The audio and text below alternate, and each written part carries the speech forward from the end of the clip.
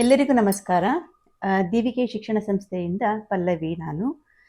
ಇದೀಗ ಹಿಂದಿನ ಸಂಚಿಕೆಯಲ್ಲಿ ಪದ್ಯ ಭಾಗ ಮತ್ತು ಗದ್ಯ ಭಾಗ ಎರಡನ್ನೂ ಕೂಡ ನಾವು ನಿಮಗೆ ಪ್ರಸ್ತುತಪಡಿಸಿದ್ದೇವೆ. ಈ ಸಂಚಿಕೆ ಅದ್ಭುತವಾಗಿ ಬಂದಿದೆ ಅಂತೇಳಿ ನೀವು ಹೇಳಿದಿರಿ. ಅದೇ ರೀತಿಯಾಗಿ ಈಗ ದೀರ್ಘ ಗದ್ಯದ ಕಡೆ ಕೂಡ ಗಮನ ಹರಿಸಿದ್ದೇವೆ. ಇದರಲ್ಲಿ ನಿಮಗೆ ಒಟ್ಟು 16 ಅಂಕಗಳನ್ನು ನೀವು ಪಡ್ಕೊಳ್ತಾ ಇದ್ದೀರಿ. ಹಾಗಾಗಿ ಇಲ್ಲಿ 1 ಅಂಕ, 2 ಅಂಕ, 3 ಅಂಕ ಮತ್ತು 4 ಅಂಕದ ಎಲ್ಲಾ ಪ್ರಶ್ನೆಗಳು ಅಂದ್ರೆ ಪ್ರಮುಖವಾದ ಪ್ರಶ್ನೆಗಳನ್ನ ನಾವು ಚರ್ಚೆ ಮಾಡಕ್ಕೆ ಹೊರಟಿದ್ದೇವೆ. ಈ ಪ್ರಶ್ನೆಗಳಿಂದಾಗಿ ನಿಮಗೆಲ್ಲರಿಗೂ ಸಿಗ್ತಾ ಇರುವಂತದ್ದು 16 ಅಂಕಗಳು. ಅದರ ಕಡೆ ನಾವು ಗಮನ ಹರಿಸೋಣ. ದೀರ್ಘ ಗದ್ಯದ ಕಡೆ ಗಮನ ಹರಿಸ್ತಾ ಇದ್ದೇವೆ. ಸೊ ಮೊದಲಿಗೆ ಕೃಷ್ಣೇಗೌಡರ ಆನೆ ಎನ್ನುವ ನಾಟಕದ ಕಡೆ ಗಮನ ಇಡೋಣ. ಆಯ್ತಾ? ಕೃಷ್ಣೇಗೌಡರ ಆನೆ 12 ಅಧ್ಯಾಯಗಳಿರುವಂಥದ್ದು. ಅದರಲ್ಲಿ ಮುಖ್ಯ ಪ್ರಶ್ನೆಗಳು ನಿಮಗೆ ಈಗ ನಾವು ಪ್ರಸ್ತುತಪಡಿಸ್ತಾ ಇದ್ದೀವಿ. ಇದರಲ್ಲಿ ಒಟ್ಟು 16 ಅಂಕಕ್ಕೋಸ್ಕರವಾಗಿ ನಾವು ಸಂದರ್ಭ 1 ಅಂಕ, 2 ಅಂಕ ಮತ್ತು 4 ಅಂಕದ ಪ್ರಶ್ನೆಗಳನ್ನು ನಾವು ಗಮನದಲ್ಲಿಟ್ಕೋಬೇಕಾಗತ್ತೆ. ಮೊದಲಿಗೆ ನಾನು ಸಂದರ್ಭ ಕಡೆಗೆ ಹೋಗ್ತಾ ಇದ್ದೀನಿ. 3 ಅಂಕದ ಪ್ರಶ್ನೆ. ನಮ್ಮ ಕಡೆ ಕೆಮ್ಮು ಕಾಲಿಂಗ್ ಬೆಲ್ ಇದ್ದ ಹಾಗೆ. ಈ ವಾಕ್ಯವನ್ನು KP ಪೂರ್ಣಚಂದ್ರ ತೇಜಸ್ವಿ ಅವರು ಬರೆದಿರುವಂತಹ ಕೃಷ್ಣೇಗೌಡರ ಆನೆ ಎಂಬ ನಾಟಕದಿಂದ ಅಥವಾ ದೀರ್ಘ ಗದ್ಯದಿಂದ ಆಯ್ದುಕೊಳ್ಳಲಾಗಿದೆ. ಈ ಮಾತನ್ನು ನಿರೂಪಕರು ಯಾರು? ಕೃಷ್ಣೇಗೌಡರ ಆನೆಯಲ್ಲಿ ಬರುವಂಥದ್ದು ನಿರೂಪಕರು ಅಂತಂದಾಗ ಪೂರ್ಣಚಂದ್ರ ತೇಜಸ್ವಿ ಅವರನ್ನೇ ನಾವು ನಿರೂಪಕರು ಅಂತ ಹೇಳ್ತಾರೆ. ಯಾಕೆಂದ್ರೆ ಅವರ ಪಾತ್ರನೇ ಆಗಿದೆ ಅಲ್ಲ, ಅವರೇ ಸಂಪೂರ್ಣವಾಗಿ ಕಥೆಯನ್ನ ಹೇಳ್ತಾ ಇರುವಂಥದ್ದು. ಹಾಗಾಗಿ ನಿರೂಪಕರು ಹೇಳುವಂತಹ ಮಾತಾಗಿದೆ. ಯಾವ ವಿಷಯಕ್ಕೋಸ್ಕರವಾಗಿ? ಕಾಕಿ ಪ್ಯಾಂಟ್ ಧಾರಿಯಾದಂಥ ವ್ಯಕ್ತಿಯು ಅಲ್ಲಿ ನಡ್ಕೊಂಡು ಬರ್ತಾ ಇರ್ತಾನೆ. ಇಲ್ಲಿ ನಿರೂಪಕರಾದಂಥವರು ಕಾರಿನ ಗೇರ್ ಬಾಕ್ಸ್ ರಿಪೇರಿ ಮಾಡ್ತಾ ಇರ್ತಾರೆ. ಪ್ರತಿ ತಿಂಗಳಿಗೊಮ್ಮೆ ಗೇರ್ ಬಾಕ್ಸ್ ರಿಪೇರಿ ಮಾಡೋದು ಕಾಯಂ ಆಗಿರುತ್ತೆ. ಹಾಗಾಗಿ ಆ ಜಾಗದಲ್ಲಿ ಬಂದು ಒಬ್ಬ ವ್ಯಕ್ತಿ, ಕಾಕಿ ಪ್ಯಾಂಟುಧಾರಿಯಾದಂಥ ವ್ಯಕ್ತಿಯು ಬಂದು ಕೆಮ್ಮಿ ಕ್ಯಾಕರಿಸಿ ಗಲಾಟೆ ಮಾಡುವ ರೀತಿ ಗಮನವನ್ನು ಹರಿಸ್ತಾನೆ. ಆ ಸಂದರ್ಭದಲ್ಲಿ ಬಂದಂಥ ಮಾತಿದು. ಮನೆಯಲ್ಲಿ ಯಾರೂ ಇಲ್ಲದೆ ಇರುವಂಥ ಸಂದರ್ಭದಲ್ಲಿ ಈ ರೀತಿಯಾದ ಶಬ್ದವನ್ನು ಮಾಡೋದು ಮೂಡಿಗೆರೆಯಲ್ಲಿ ಹೆಚ್ಚು ಅನ್ನೋದನ್ನ ತಿಳಿಸ್ಕೊಡ್ತಾ ಇದ್ದಾರೆ. ಎರಡನೇ ಕ್ವಶನ್ನು ನೋಡೋಣ. ಆನೆ ಸಾಕುವುದು ಎಂದರೆ ಎಲೆಕ್ಷನ್ಗೆ ನಿಂತ ಹಾಗೆ. ಈಗಾಗಲೇ ಕೃಷ್ಣೇಗೌಡರು ಆನೆಯನ್ನ ಅಲ್ಲಿ ಗುಳ್ಳೂರಿಂದ ತೆಗೆದುಕೊಂಡು ಬಂದಿರ್ತಾರೆ. ಅಲ್ಲಿಂದ ಅವರು ಪಡ್ಕೊಂಡು ಬಂದಿರೋದ್ರಿಂದಾಗಿ ಊರಿನ ಜನಗಳು ಮಾತನ್ನ ಆಡ್ತಾ ಇದ್ದಾರೆ. ಯಾವ ವಿಷಯಕ್ಕೋಸ್ಕರವಾಗಿ? ಕೃಷ್ಣೇಗೌಡರು ಈಗಾಗಲೇ ವ್ಯವಹಾರದಲ್ಲಿ ಬಹಳಷ್ಟು ನಷ್ಟವನ್ನು ಅನುಭವಿಸಿರೋದ್ರಿಂದ ಅವರಲ್ಲಿ ಯಾವುದೇ ರೀತಿ ಹಣ ಇರಲಿಲ್ಲ. ಹಾಗಾಗಿ ಆನೆಯನ್ನು ಸಾಕೋದು ಬಹಳ ಕಷ್ಟ ಆಗುತ್ತೆ. ಯಾಕಪ್ಪ ಅಂದರೆ ಎಲೆಕ್ಷನ್ಗೆ ನಿಂತ ಹಾಗೆ ಮನೆ ಮಠವನ್ನು ಮಾರ್ಕೊಂಡು ಬೀದಿಗೆ ಬರಬೇಕಾಗತ್ತೆ. ಮಕ್ಕಳಿಗೆ ಮತ್ತು ಹೆಂಡತಿಗೆ ಬಾಯಿಗೆ ಮಣ್ಣು ಹಾಕುವಂಥ ಪರಿಸ್ಥಿತಿ ಬರುತ್ತೆ ಅಂತೇಳಿ ಅನ್ಕೋತಾರೆ. ಆದರೆ ಜನಗಳ ನಂಬಿಕೆಯನ್ನು ಬದಲಾಯಿಸಿದಂತಹ ಕೃಷ್ಣೇಗೌಡರು ಬಹಳ ಚೆನ್ನಾಗಿ ಸಾಕ್ತಾರೆ. ಕೃಷ್ಣೇಗೌಡರು ಈ ಆನೆಯಿಂದನೇ ಅವನಿಗೆ ಸಾಕಷ್ಟು ಹಣ ಸಿಕ್ತು ಅನ್ನೋದನ್ನು ಕೂಡ ಇಲ್ಲಿ ನಾವು ಬರಿಬೇಕಾಗತ್ತೆ. Next question. Weapons or weapon ನಮಗೆ ಮುಖ್ಯ. ಸೊ ಈ ವಾಕ್ಯವನ್ನು ನಾಗರಾಜ್ ಅವರು ನಿರೂಪಕರಿಗೆ ತಿಳಿಸ್ತಾ ಇರುವಂಥದ್ದು. ಈಗಾಗಲೇ ನಿಮಗೆ ತಿಳಿಸ್ದೆ, ನಿರೂಪಕರು ಅಂದರೆ KP ಪೂರ್ಣಚಂದ್ರ ತೇಜಸ್ವಿ ಅವರು. ಆಯ್ತಾ? ನಿರೂಪಕರಿಗೆ ಹೇಳುವಂಥ ಮಾತಾಗಿರುತ್ತೆ. ಈಗಾಗಲೇ ದುರ್ಗಪ್ಪ ಮರವನ್ನು ಕಡ್ದು ಹಾಕಿದ್ದಾನೆ ಅಂತೇಳಿ ಕೊಡ್ಲಿನ ತೊಗೊಂಡು ಬಂದು ಆಫೀಸಲ್ಲಿ ಇಟ್ಕೊಂಡಿರ್ತಾರೆ. ಆ ಸಮಯದಲ್ಲಿ ನಾಗರಾಜ್ ಹತ್ರ ಬಂದು ಇವರು ನಿರೂಪಕರು ಕೇಳ್ತಾರೆ. ಕೇಳಿದಾಗ ಹೇಳಿದಂಥ ಮಾತು, ಕೋರ್ಟಿನಲ್ಲಿ ನಮಗೆ ಯಾವ ಆಯುಧದಿಂದ ಮರವನ್ನ ಕಡಿದ್ರು ಅಂತ ಕೇಳಿದಾಗ ಹಾಜರುಪಡಿಸ್ಬೇಕು ನಾವು ಅಂತ ಹೇಳಿ ಈ ಮೇಲಿನ ಮಾತನ್ನ ನಾಗರಾಜ್ ಹೇಳ್ತಾನೆ. ನಿನ್ನ ಪುಕಾರೇನಿದ್ರು ಬರವಣಿಗೆಯಲ್ಲೇ ಇರಬೇಕು. ಓಕೆನಾ? ಇಲ್ಲಿ ನಾಗರಾಜು ದುರ್ಗಪ್ಪನಿಗೆ ಹೇಳಿದಂಥ ಮಾತಾಗಿದೆ. ಕಾರಣ ನಾನೇನು ಮರನ ಕಡ್ದು ಹಾಕಿಲ್ಲ, ಆನೆನೇ ಕಡ್ದು ಹಾಕಿದ್ದು, ಆನೆನೇ ಉರುಳಿಸಿದ್ದು ಅಂದರೆ ಬೀಳಿಸಿದ್ದು ಅನ್ನುವಂಥ ಮಾತನ್ನು ದುರ್ಗಪ್ಪ ಹೇಳಿದಾಗ ಒಂದೇ ಸಮ ಹೇಳಿದ ಮಾತನ್ನೇ ಹೇಳ್ತಾ ಇರೋದ್ರಿಂದ ಬಹಳ ಬೇಸರ ಆಗಿ ನಾಗರಾಜ ಈ ಮೇಲಿನ ಮಾತನ್ನು ಹೇಳ್ತಾರೆ. ಯಾಕೆಂದರೆ ಆನೆನೇ ಮಾಡಿದೆ ಅನ್ನೋದು ನೀನು ಹೇಳಿದ್ದೇ ಆದರೆ, ನೀನು ಬರವಣಿಗೆಯಲ್ಲಿ ಬರೆದು ಕೊಡೋದೇ ಆದರೆ ಅದನ್ನು ಅರೆಸ್ಟ್ ಮಾಡಿ ಕರ್ಕೊಂಡು ಬಂದು ಇಲ್ಲಿ ಅಂಬಾಸಿಡರ್ ಕಾರಿನ ಥರ ಅದನ್ನು ಕೂಡ ಕಟ್ ಹಾಕಿ ಬರೆ ಎಳಿತೀನಿ ಅನ್ನೋಂಥ ಮಾತನ್ನ ನಾಗರಾಜ ಹೇಳ್ತಾನೆ. Next one. ಡ್ರೈವರ್ ಅಣ್ಣ ಎತ್ಲಾಗಿ ಹೋದ, ಇಲ್ಲೇ ಇದ್ನಲ್ಲ. ಸೊ ವೇಲಾಯುಧ ಆನೆಗೆ ನಾಟಗಳು ಬಂದಿದೆ, ಅಂದರೆ ಲಾರಿಯಲ್ಲಿ ಲೋಡ್ ತುಂಬಿಕೊಂಡು ಬಂದಿದ್ದಾರೆ, ಮರದ ದಿಮ್ಮಿಗಳನ್ನು ಉರುಳಿಸೋದಿಕ್ಕಂತ ಹೇಳಿರ್ತಾರೆ. ಆ ಆನೆಗೆ ಆದೇಶವನ್ನು ನೀಡಿದ್ರಿಂದಾಗಿ ಹಿಂದು ಮುಂದೆ ಯೋಚನೆ ಮಾಡದೆ ಆನೆಯನ್ನ ಲಾರಿಯನ್ನು ಉರುಳಿಸಿದಾಗ ಧಡಾರ್ ಅನ್ನುವಂಥ ಶಬ್ದ ಕೇಳಿಬರುತ್ತೆ. ಬಂದಾಗ ಎಲ್ಲರೂ ಕೂಡ ಗಾಬರಿಯಾಗಿ ಬಂದು ನೋಡ್ತಾರೆ. ಪಾನಮತ್ತಿನಲ್ಲಿದ್ದಂಥ ವೇಲಾಯುಧ ಆನೆಯು ಯಾವುದೇ ರೀತಿಯಾಗಿ ರಿಯಾಕ್ಷನ್ ಮಾಡದೆ, ಅಂದರೆ ಯಾವುದೇ ರೀತಿ ಪ್ರತಿಕ್ರಿಯೆಯನ್ನು ನೀಡದೆ ಹಾಗೆ ನಿಂತು ನೋಡ್ತಾ ಇದ್ದಾರೆ. ಶಬ್ದ ಆಗಿದ ತಕ್ಷಣ ಎಲ್ಲರೂ ಗಾಬರಿಯಾಗಿ ಬಂದು ನೋಡಿದಾಗ ಕ್ಲೀನರ್ ಅಲ್ಲಿ ಎಲ್ಲರೂ ಲಾರಿನ ಸರಿಪಡಿಸ್ತಾ ಇದ್ರೆ ಕ್ಲೀನರ್ ಮಾತ್ರ ಏನೋ ಹುಡುಕಾಡ್ತಾ ಇರ್ತಾರೆ. ಏನು ವಿಷಯ ಅಂತ ಕೇಳಿದಾಗ ಡ್ರೈವರ್ ಅಣ್ಣ ಇಲ್ಲೇ ಇದ್ನಲ್ಲ, ಎಲ್ಲಿ ಹೋದ ಅಂತೇಳಿ ಮಾತಾಡ್ತಾನೆ. ಆಗ ಶಿವೇಗೌಡರು, ಕೃಷ್ಣೇಗೌಡರು, ವೇಲಾಯುಧ ಇವರೆಲ್ಲರಿಗೂ ಕೂಡ ಗಾಬರಿ ಆಗತ್ತೆ. Okay, next one. ಕೃಷ್ಣೇಗೌಡರ ಆನೆಗೂ ಕಚ್ಚಿದೆ ಅಂತ ವರ್ತಮಾನ ಉಂಟಪ್ಪ. ಈ ಮಾತನ್ನ ಸ್ಟಾಕ್ಮ್ಯಾನ್ ಪುಟ್ಟಯ್ಯ ನಿರೂಪಕರಿಗೆ ಹೇಳುವಂಥ ಮಾತು. ಅಂದರೆ ಜಬ್ಬರಿಗೆ ಹುಚ್ಚುನಾಯಿ ಕಚ್ಚಿದೆ ಅಂತೇಳಿ ವೆಟನರಿ ಹಾಸ್ಪಿಟಲ್ ಹತ್ರ ಬಂದಿದ್ದಾಗ ಈ ಮಾತನ್ನು ಹೇಳ್ತಾರೆ. ಪುಟ್ಟಯ್ಯನಿಗೆ ಈಗಾಗಲೇ ಗೊತ್ತಿದೆ ಹುಚ್ಚುನಾಯಿಗಳು ಆಸ್ಪತ್ರೆಯಲ್ಲಿ ಯಾವ ರೀತಿಯಾಗಿ ವರ್ತಿಸ್ತವೆ ಅಂತ ಹೇಳಿ. ಹಾಗಾಗಿ ಇಲ್ಲಿ ಆನೆಗೆ ಕೂಡ ನಾಯಿ ಕಚ್ಚಿದೆ ಅನ್ನುವಂಥ ಮಾತನ್ನು ಪುಟ್ಟಯ್ಯ ಸಣ್ಣ ದನಿಯಲ್ಲಿ ಅವನು ವಿವರಿಸ್ತಾನೆ. ಕಾರಣ ಕೃಷ್ಣೇಗೌಡರ ಆನೆಗೆ ನಾಯಿ ಕಚ್ಚಿದೆ ಅನ್ನೋದು ಗೊತ್ತಾಗಿದ್ರೆ ನಿಜ ಅದಕ್ಕೂ ಇವತ್ತಲ್ಲ ನಾಳೆ ಹುಚ್ಚು ಬರೋದು ಗ್ಯಾರಂಟಿ ಅನ್ನುವಂಥ ಮಾತನ್ನು ಇಲ್ಲಿ ತಿಳಿಸೋದಕ್ಕೆ ಹೊರಟಿದ್ದಾನೆ ಪುಟ್ಟಯ್ಯ. Next question. ನನಗೇನು ಈ ನಾಯಿನಗಳನ್ನು ಕಂಡ್ರೆ ಪ್ರೀತಿನ ಸ್ವಾಮಿ. ಇದು ಖಾನ್ ಸಾಹೇಬರು ನಿರೂಪಕರಿಗೆ ಹೇಳಿದಂಥ ಮಾತಾಗಿದೆ.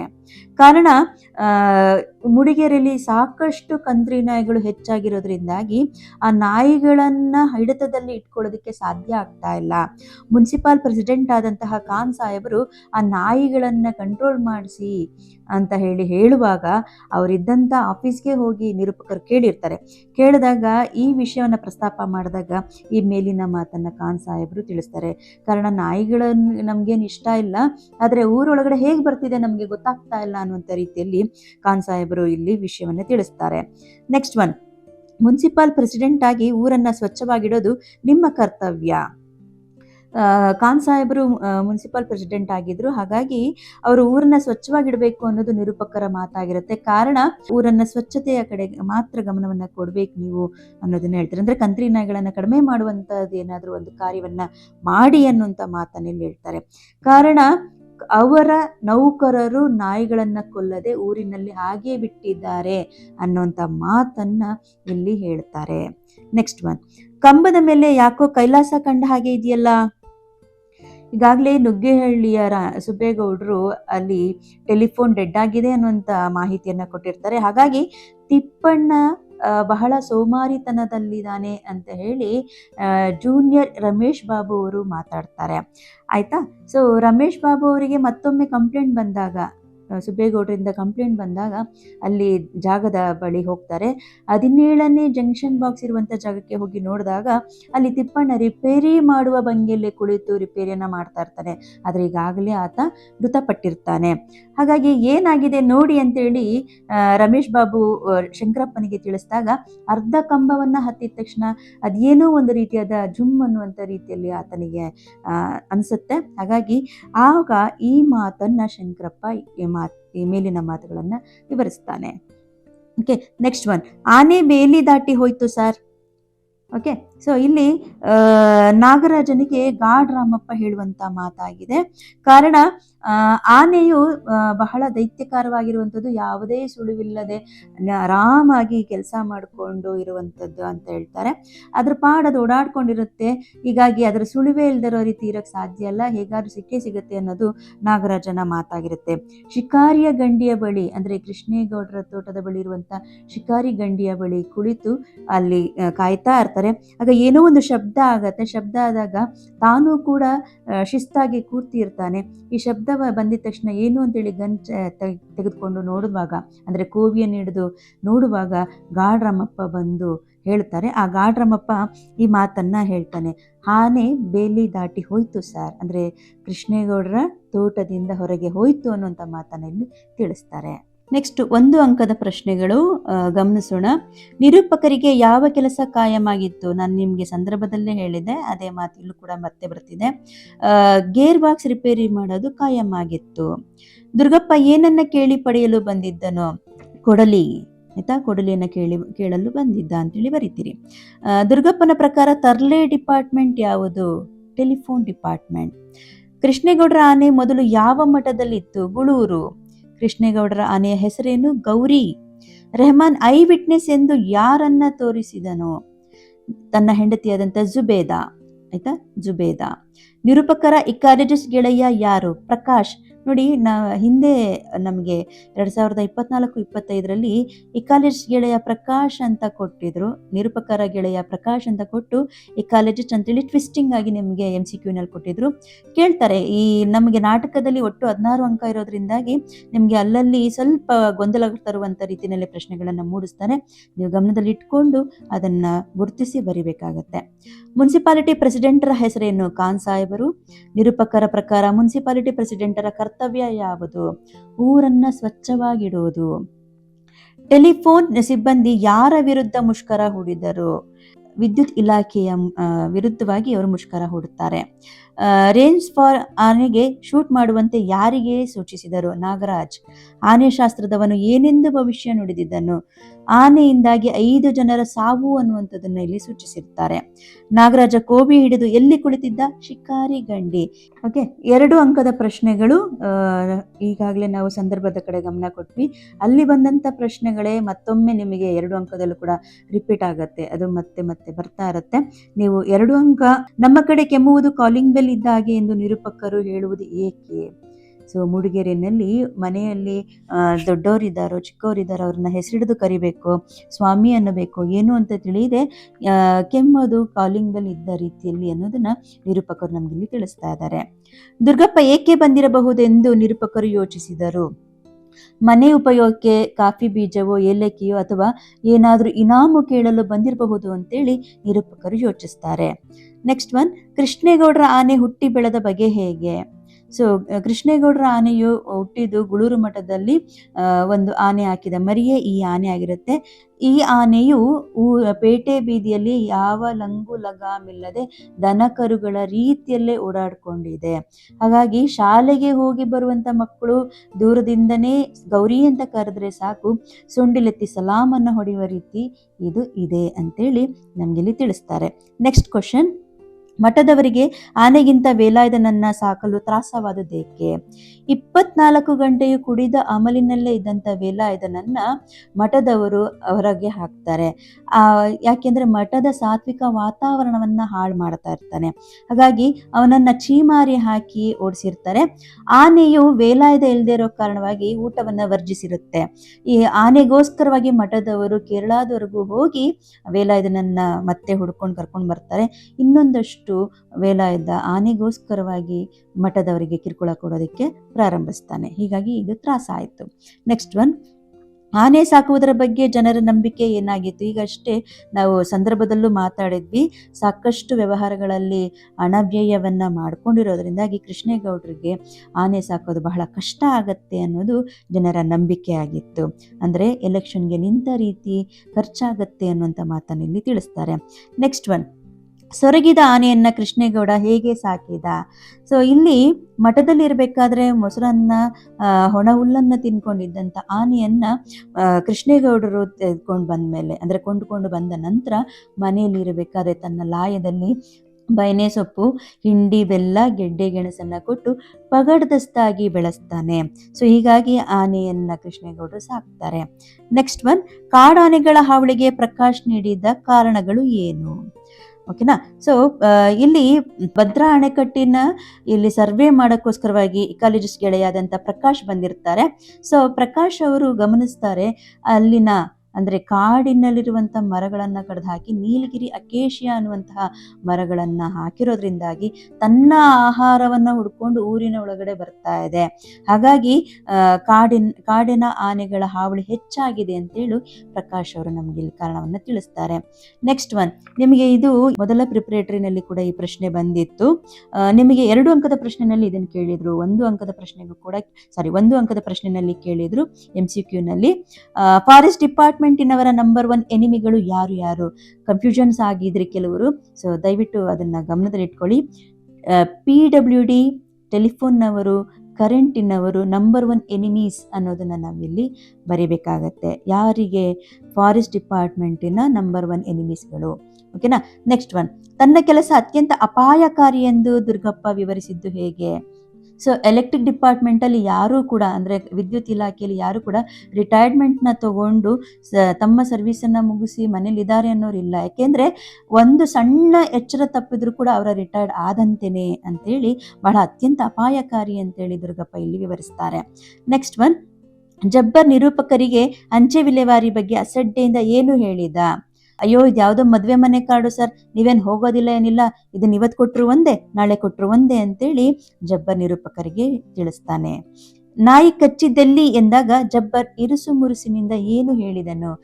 ಎಲ್ಲಿ ಕಚ್ಚಿತು ಜಬ್ಬರ್ ಅಂದಾಗ, ಅಯ್ಯೋ ಅದು ಕಚ್ಚಬಾರ್ದ ಜಾಗದಲ್ಲಿ ಕಚ್ಚಿದೆ, ರಸ್ತೆನಲ್ಲಿ ತೋರಿಸೋದಕ್ಕೆ ಸಾಧ್ಯ ಇಲ್ಲ, ಪ್ಯಾಂಟ್ ಬಿಚ್ಚಬೇಕಾಗುತ್ತೆ ಅಂತೇಳಿ ಬಹಳ ಇರುಸು ಮುರುಸಿನಿಂದ ತಗ್ಗು ದನಿಯಲ್ಲಿ ಈ ಮಾತನ್ನ ಹೇಳ್ತಾನೆ. ಹುಚ್ಚು ನಾಯಿಗಳು ಆಸ್ಪತ್ರೆಯಲ್ಲಿ ಹೇಗೆ ವರ್ತಿಸುತ್ತವೆ ಎಂದು ಪುಟ್ಟಯ್ಯ ಹೇಳಿದನು. ಓಕೆನಾ. ಸೊ ಹುಚ್ಚು ನಾಯಿಗಳು ಆಸ್ಪತ್ರೆ ಬಂದಾಗ ಮೇಜು ಕುರ್ಚಿಗಳನ್ನ ಕಚ್ತವೆ ಅಂತೇಳಿ ಪುಟ್ಟಯ್ಯ ಇಲ್ಲಿ ತಿಳಿಸ್ತಾನೆ. ಡ್ರೈವರ್ ಅಬ್ಬಾಸ್ ಕ್ಲೀನರ್ ಕೃಷ್ಣರ ಸಾವಿಗೆ ಕಾರಣ ಏನು? ಓಕೆ, ಡ್ರೈವರ್ ಅಬ್ಬಾಸ್ಗೆ ಲಾರಿಯನ್ನು ಓಡಿಸ್ಕೊಂಡು ಬಂದು ಒಂದು ದಮ್ ಬೀಡಿ ಎಳಿಬೇಕು ಅಂತ ಆಸೆ ಆಗುತ್ತೆ. ಹಾಗಾಗಿ ಕ್ಲೀನರ್ ಕೃಷ್ಣಗೆ ಸ್ವಲ್ಪ ಸ್ಟೇರಿಂಗ್ ಹಿಡ್ಕೊ ಅಂತ ಹೇಳ್ತಾನೆ. ಹೇಳಿದಾಗ ಅವನು ವಜ್ರ ಮುಷ್ಟಿಯಲ್ಲಿ ಹಿಡಿದಿದ್ರಿಂದಾಗಿ ಅವನು ಎದುರುಗಡೆ ಇದ್ದಂಥ ಗೋಣಿ ಮರವನ್ನು ಗಮನಿಸದೆ ಹಾಗೆ ಗಾಡಿಯನ್ನು ಓಡಿಸ್ತಾ ಇರ್ತಾನೆ. ಅಂದರೆ ಲಾರಿ ಚಲನೆಯಲ್ಲೇ ಇರುತ್ತೆ. ಡ್ರೈವರ್ಗೆ ಆ ಕ್ಷಣಕ್ಕೆ ಬ್ರೇಕ್ ಹಾಕಬೇಕು ಅನ್ನೋದು ಅರಿವಾಗೋದಿಲ್ಲ. ಹಾಗಾಗಿ ಇಬ್ಬರು ಕೂಡ ಅಲ್ಲೇ ಸಾಯ್ತಾರೆ. ಆನೆಯನ್ನ ಹದ್ದು ಬಸ್ಸಿನಲ್ಲಿಡುವುದರ ಬಗ್ಗೆ ವೇಲಾಯುಧನ ಅಪ್ಪ ಏನು ತಿಳಿಸಿದ? ಓಕೆನಾ. ಸೊ ವೇಲಾಯುಧನ ಅಪ್ಪ ಹೇಳಿದ್ರು ಏನಂತೇಳಿ, ಆನೆಯನ್ನ ಹದ್ದು ಬಸ್ಸಲ್ಲಿ ಇಡಬೇಕು ಅಂದರೆ ಆನೆಯ ಉಗುರುಗಳಿಗೆ ಅಂಕುಶದಿಂದ 4-5 ಬಾರಿ ತಿವಿದರೆ ಎಂಥ ಪುಂಡು ಆನೆ ಆದರೂ ಕೂಡ ಶರಣಾಗಿ ಮಲಗಿಬಿಡುತ್ತದೆ ಅನ್ನುವಂಥ ಮಾತನ್ನು ಹೇಳ್ತಾನೆ. ಅದನ್ನು ಇಲ್ಲಿ ತಿಳಿಸ್ತಾರೆ. ನೆಕ್ಸ್ಟ್ ಲಾಸ್ಟ್ ಒನ್, ಅರಣ್ಯ ಇಲಾಖೆಯವರು ನಾಗರಾಜನನ್ನ ಕುರಿತು ಏನೆಂದು ಜಾಹೀರಾತು ನೀಡಿದರು? ಈಗಾಗಲೇ ನಾಗರಾಜ ತಲೆ ಮರೆಸ್ಕೊಂಡು ಹೊರಟೋಗಿದ್ದಾನೆ ಅಂತ ಜನಗಳು ಮಾತಾಡ್ಕೊಳ್ತಾ ಇರ್ತಾರೆ. ಹಾಗಾಗಿ ಅವನು ಏನದು ಅಂತರ್ಧನವಾಗಿ ಅವನು ಸಾವನ್ನಪ್ಪಿರ್ತಾನೆ. ಅವನು ಸತ್ತಿದಾನೋ ಇಲ್ವೋ, ಕೊಲೆ ಆಗಿದೆಯೋ ಏನೂ ತಿಳಿದೇ ಇರೋದ್ರಿಂದಾಗಿ ಜಾಹೀರಾತನ್ನ ಕೊಡ್ತಾರೆ. ನಾಗರಾಜನ್ಗೆ ಹೇಳುವಂಥ ಮಾತಿದು, ನಿನ್ನ ಮೇಲೆ ಯಾವುದೇ ರೀತಿಯಾದ ಶೋಕಾಸ್ ನೋಟಿಸನ್ನು ಆಗಲಿ ಅಥವಾ ಯಾವುದೇ ರೀತಿಯ ವಿರುದ್ಧವಾದ ಕ್ರಮವನ್ನು ಕೈಗೊಳ್ಳೋದಾಗಲಿ ಏನೂ ಮಾಡೋದಿಲ್ಲ.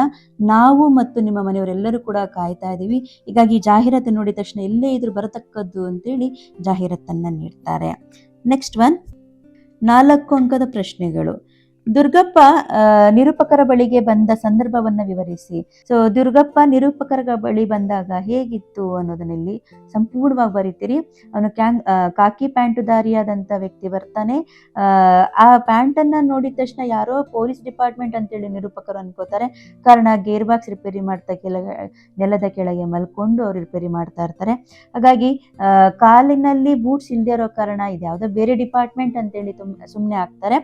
ಆಗ ಇಲ್ಲಿ 1-2 ಬಾರಿ ಕೆಮ್ತಾನೆ. ಕಾರಣ ಆ ಊರಿನಲ್ಲಿ ಜನ ಸ್ವಾಮಿ ಅಂತ ಕರಿಬೇಕು, ಮನೆಯಲ್ಲಿ ಮಕ್ಕಳು ಇದ್ದಾರೋ, ದೊಡ್ಡವರು ಇದ್ದಾರೋ, ಚಿಕ್ಕವರು ಇದ್ದಾರೋ, ಅಂದರೆ ಬಹುವಚನನೋ ಏಕವಚನನೋ ಯಾವ ರೀತಿ ಕರಿಬೇಕು ಅಂತ ಗೊಂದಲವಾಗಿ ಅಲ್ಲಿ ಕೆಮ್ಮಿ ಕ್ಯಾಕರಿಸಿ ಗಲಾಟೆ ಮಾಡಿದಾಗ ಒಳಗಿದ್ದವರು ಹೊರಗೆ ಬರ್ತಾರೆ ಅನ್ನುವಂಥದ್ದು ಸೂಚನೆ. ಹಾಗಾಗಿ ದುರ್ಗಪ್ಪ ಅಲ್ಲಿ ಆ ರೀತಿಯಾಗಿ ಕೆಮ್ಮಿ ಕ್ಯಾಕರಿಸಿ ಗಲಾಟೆ ಮಾಡುವ ರೀತಿಯಲ್ಲಿ ಮಾಡ್ತಾನೆ. ಮತ್ತಷ್ಟು ಕೆಮ್ಮಿದಾಗ ನಿರೂಪಕರು ಮಾತನ್ನ ಕೇಳ್ತಾರೆ. ಸೊ ಇಷ್ಟು ನೀವು ಇಲ್ಲಿ ಬರೀತೀರಿ. ನೆಕ್ಸ್ಟ್ ಒನ್, ನಿರೂಪಕರು ಕೊಡಲಿ ವಸೂಲಿ ಮಾಡಲು ಹೋಗಲಿಲ್ಲವೇಕೆ ವಿವರಿಸಿ. ಆಯ್ತಾ. ಸೊ ನಿರೂಪಕರು ಕೊಡ್ಲಿಯನ್ನ ದುರ್ಗಪ್ಪನಿಗೆ ಕೇಳಿದ ತಕ್ಷಣ ಕೊಟ್ಟಿದ್ದಾರೆ ಅಂದ್ರೆ ಅವನೇ ಅಟ್ಟದ ಮೇಲೆ ಹತ್ತಿ ಅದನ್ನ ತಗೊಂಡು ಹೋಗಿರ್ತಾನೆ. ಈ ಕೊಡ್ಲಿ ಹೇಗಿತ್ತಪ್ಪ ಅಂತಂದ್ರೆ, ಮನೆಯ ತೋಟದ ಕೆಲಸ ಮಾಡಕ್ಕೆ ಬಂದಂತ ಮಣ್ಣು ಒಡ್ಡರು ಹಿಂದೆ ಮುಂದೆ ಯೋಚನೆ ಮಾಡದೆ ಎರ್ರಾಬಿರಿ ಎಳೆದಾಡಿರೋದ್ರಿಂದಾಗಿ ಹಿಂದೆ ಯಾವುದು ಮುಂದೆ ಯಾವುದು ಅಂತ ತಿಳಿದೆ ಈಗ ಅದು ಕೇವಲ ಸುತ್ತಿಗೆಯ ರೀತಿನಲ್ಲಿ ಕಾಣ್ತಾ ಇತ್ತು. ಆಯ್ತಾ. ಸೊ ಇದು ಕೊಡ್ಲಿ ಬದಲಾಗಿ ಸುತ್ತಿಗೆ ರೀತಿ ಇರೋದ್ರಿಂದ ಆ ಮೊಂಡು ಕೊಡಲಿಯಲ್ಲಿ ಅದು ಹೇಗೆ ಮರವನ್ನು ಕಡ್ದು ಹಾಕ್ತಾನೋ ಗೊತ್ತಿಲ್ಲ ಅಂತ ಹೇಳಿ ನಿರೂಪಕರು ಕೊಡ್ಲಿನ ವಸೂಲಿ ಮಾಡಕ್ ಹೋಗ್ಲಿಲ್ಲ. ಕಾರಣ ಅದೇನು ಅಂತ ಮೌಲ್ಯಯುತವಾದಂಥ ವಸ್ತು ಆಗಿರ್ಲಿಲ್ಲ. ಕಳ್ತನ ಮಾಡ್ಕೊಂಡು ಹೋಗಿದ್ರು ಕೂಡ ಪರವಾಗಿರ್ಲಿಲ್ಲ. ಸುಳ್ಳು ಹೇಳಿ ತಗೊಳ್ಳುವಂಥದ್ದು ಏನು ಅಂತ ವಸ್ತು ಏನು ಅಲ್ಲ ಅಂತೇಳಿ ನಿರೂಪಕರು ಇದನ್ನ ಕೈ ಬಿಟ್ಟಿರ್ತಾರೆ. ಓಕೆ.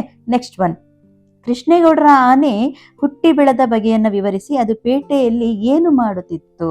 ಈಗಷ್ಟೇ 2 ಅಂಕದ ಪ್ರಶ್ನೆಯಲ್ಲಿ ಮಾತಾಡಿದ್ವಿ, ಅದೇ ಉತ್ತರ ಇಲ್ಲಿ ಮತ್ತೆ ಕಂಟಿನ್ಯೂ ಆಗುತ್ತೆ. ಕೃಷ್ಣೇಗೌಡರ ಆನೆ ಗುಳೂರು ಮಠದಲ್ಲಿ ಹುಟ್ಟಿದ್ದು ಬೆಳೆದದ್ದೆಲ್ಲ ಪೇಟೆ ಬೀದಿಯಲ್ಲಿ ಯಾವ ಲಂಗು ಲಗಾಮಿಲ್ಲದೆ ದನ ಕರುಗಳ ರೀತಿಯಲ್ಲಿ ಅದು ಓಡಾಡ್ಕೊಂಡಿರುತ್ತೆ. ಮಕ್ಕಳು ಆನೆಯನ್ನ ನೋಡಿದ ತಕ್ಷಣ ಭಯ ಪಡ್ತಾ ಇರ್ತಾರೆ. ಆದ್ರೆ ಗೌರಿ ಅಂತ ಕೂಗಿದ ತಕ್ಷಣನೇ ಸೊಂಡಿಲೆತ್ತಿ ಸಲಾಮನ್ನ ಹೊಡೆಯುತ್ತೆ. ಆಯ್ತಾ. ಪೇಟೆ ಬೀದಿಯಲ್ಲಿ ಖರ್ಚಾಗದೇ ಇರುವಂತ ಹಣ್ಣು ತರಕಾರಿಗಳನ್ನ ಪೆಟ್ಟಿಯಲ್ಲಿ ಹಾಕಿಟ್ಟಿರ್ತಾರೆ. ಅದನ್ನ ಖರ್ಚಾಗದೇ ಇರುವಂತ ಹಣ್ಣು ತರಕಾರಿಗಳನ್ನ ತಿನ್ಕೊಂಡು ಆ ಪೇಟೆಯಲ್ಲಿ ಓಡಾಡ್ಕೊಂಡಿರುತ್ತೆ ಅನ್ನೋದನ್ನ ಇಲ್ಲಿ ತಿಳಿಸ್ತಾರೆ.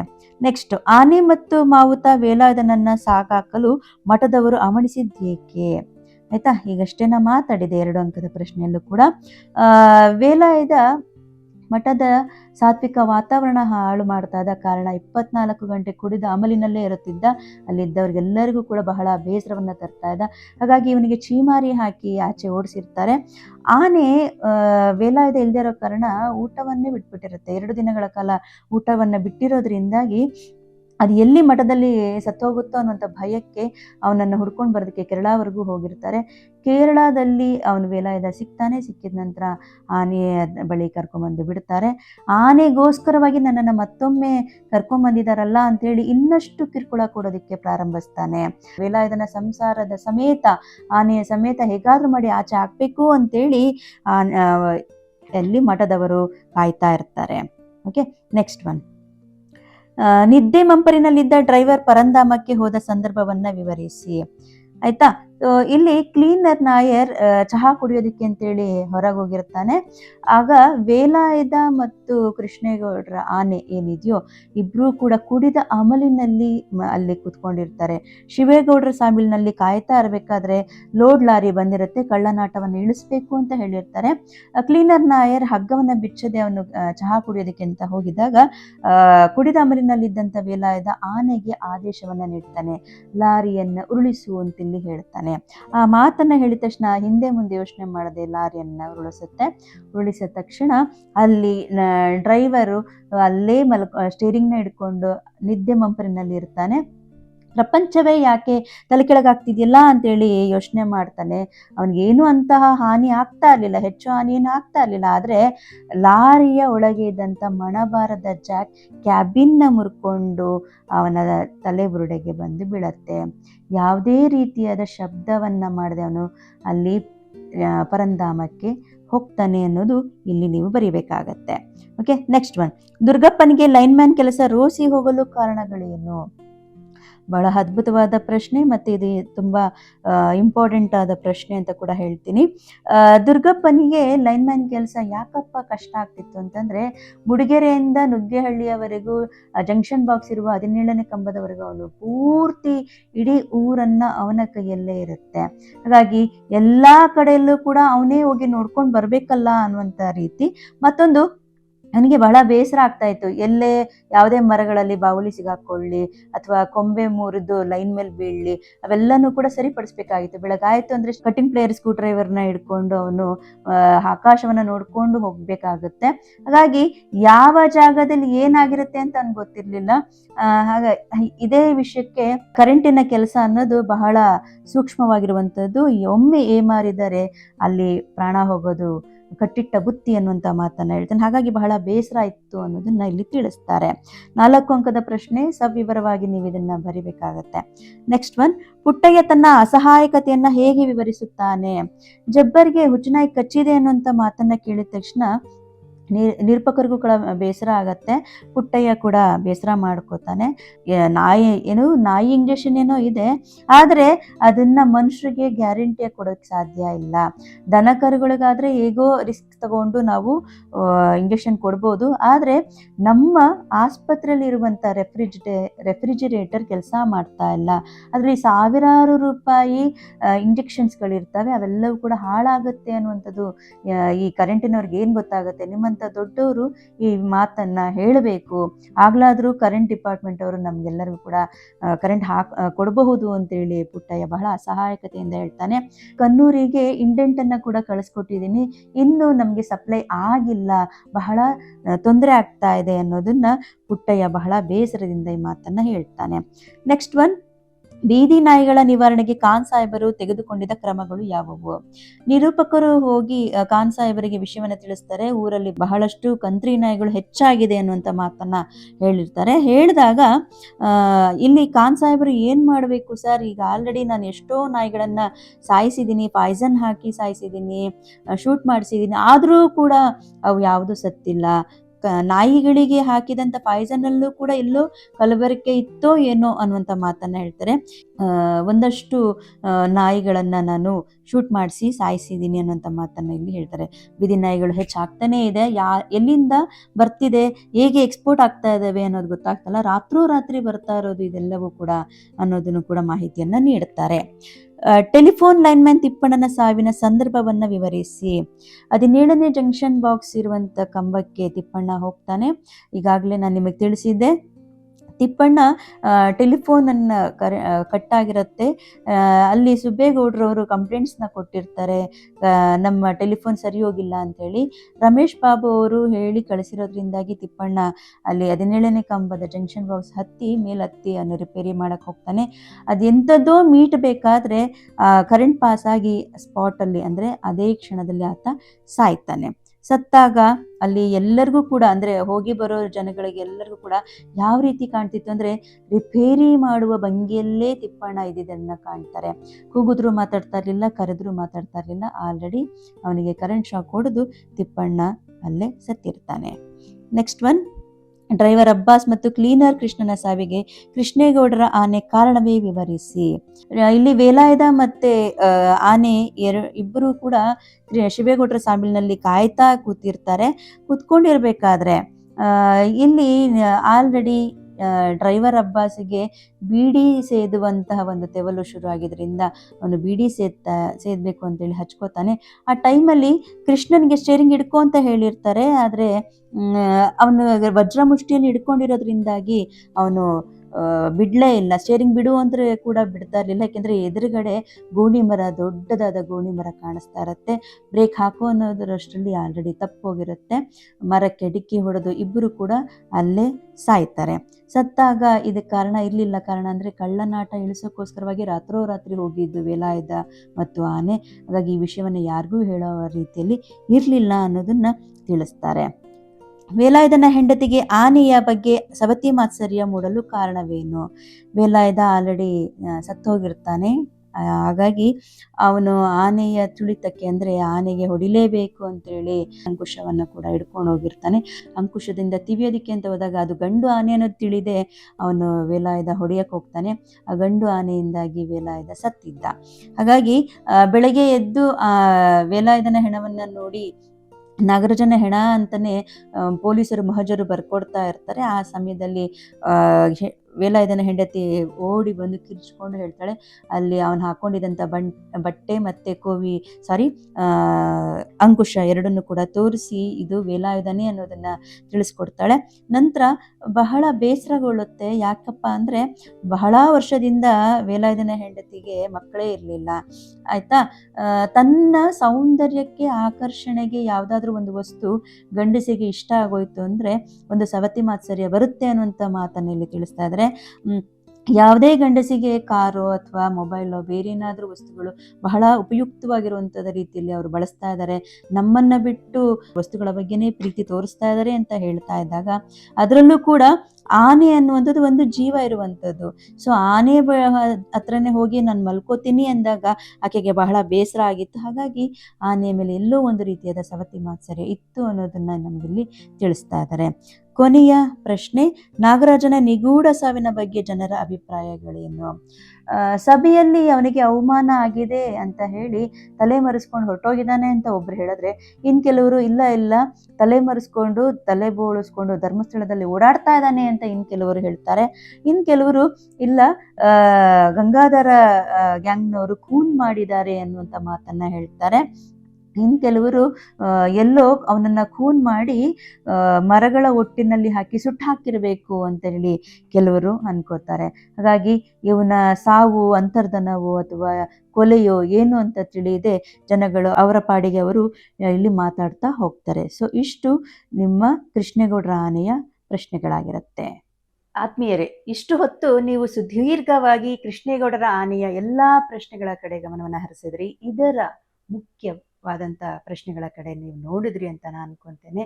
ಹಾಗೆ ಇವೆಲ್ಲವೂ ಕೂಡ ನಿಮ್ಗೆ ಇಷ್ಟ ಆಗಿದೆ, ಇದರಿಂದ ಇನ್ನೊಂದಷ್ಟು ಅಂಕಗಳನ್ನು ನೀವು ಪಡಿಬಹುದು ಅನ್ನೋದಾದ್ರೆ ದಯವಿಟ್ಟು ಈ ಚಾನೆಲ್ನ ಸಬ್ಸ್ಕ್ರೈಬ್ ಮಾಡಿ, ಹಾಗೆ ನಮ್ಮಲ್ಲಿ ಒಂದು ಲೈಕ್ ಅನ್ನ ಕೊಟ್ಟು ನಮ್ಮನ್ನ ಪ್ರೋತ್ಸಾಹಿಸಿ ಅಂತೇಳಿ ತಮಗೆ ವಂದನೆಯನ್ನ ಸಲ್ಲಿಸ್ತೇನೆ. ನಮಸ್ಕಾರ.